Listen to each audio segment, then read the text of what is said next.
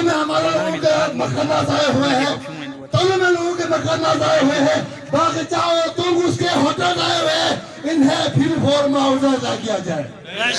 ساتھ ساتھ یہ عجیب سے بات نہیں ہے، ایک جنرل وردی میں آ کر اسکردو کے عوام کو یہ بتا دیتا ہے کہ گلگت اسکردو روڈ کا فاصلہ 2 گھنٹے کا ہوگا، یہاں پر 5 ٹنل ہوں گے۔ وہ جنرل صاحب قوم کا پیسہ کھا کر بیرون ملک ترتیب لے گئے ہیں۔ آج گلگت بلتستان کے عوام ہر مہینے ہر ہفتے لاشوں پر لاشیں اٹھایا جا رہا ہے۔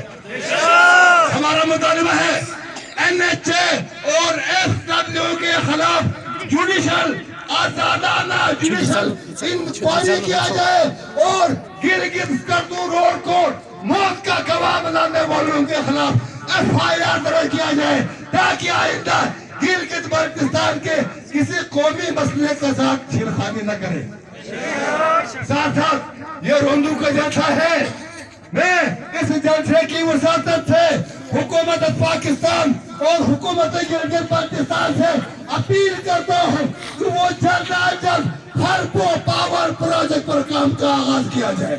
ساتھ ساتھ ہرپو پاور پروجیکٹ پر جتنی تقرر ہوگی، جتنی اپائنٹمنٹ ہوگی